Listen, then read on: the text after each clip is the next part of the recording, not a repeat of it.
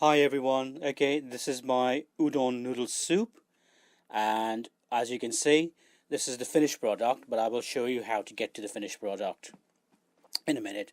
That's udon noodles, and I'm just laying over the soup on top of it. So you can see all the vegetables, carrots, snow peas, peppers, etc. You'll see them in a minute, all of it.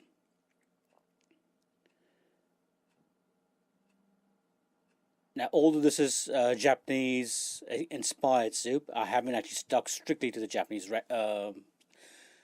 recipe. The Japanese recipe calls for beef. I've used chicken.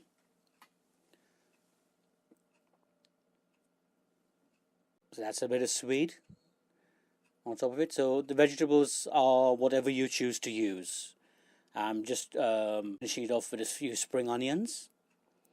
You can add crunch to it if you fancied.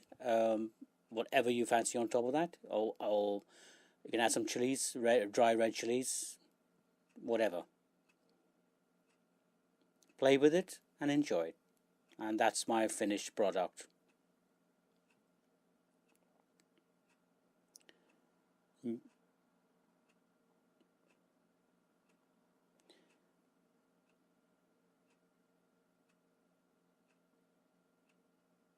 So I'm starting off with beef stock.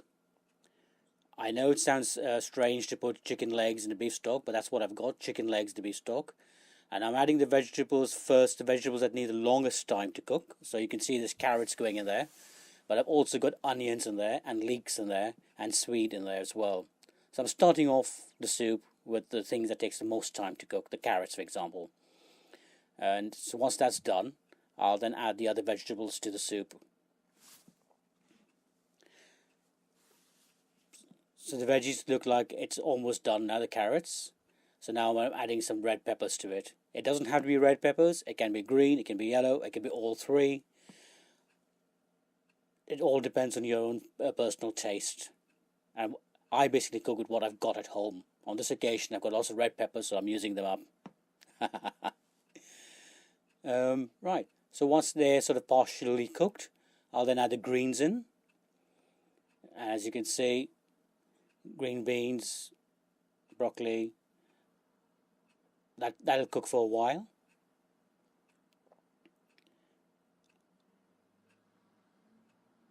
And as soon as they just turn lovely and soft and tender, I don't want them overcooked. I still want them crunch left in it. So as soon as they're done, I will add the other greens that I want to add into it. In this occasion, I'm adding snow peas, and again, spring onions. Snow peas just need a minute, if that, in boiling soup. So, and the spring onions just to warm them up as well.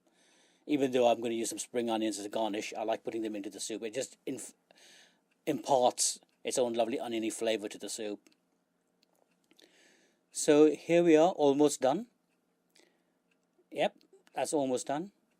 As you can see, the bones, the meats come off the bones, and that's the way I like my meat to be, very soft. I sometimes actually at this point stop cooking the soup and take the bones out.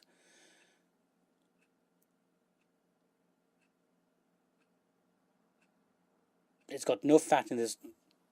Now this is another version that I've made, more or less the same level, but in this version I've got sambal leek. I've even got ginger and garlic in it, and I've even got some dry roasted cumin or jeera for us Indians.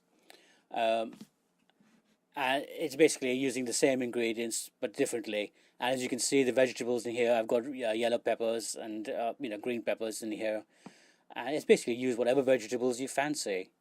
That's again adding some more greens into it, some leeks, and that again, because the way I cut it nice and thin, it literally only needs a minute and a half, and that's it cooked. But it infuses some lovely flavors into the soup itself, and adds some body to the soup. So, and there you go, another version of the same basic recipe.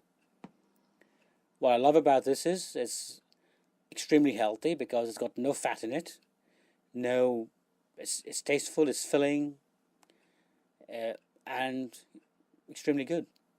It's got everything I would need for a balanced diet. Okay, folks, that's my little spill on the two soups I've made for you today. Hope you enjoyed it. Bye.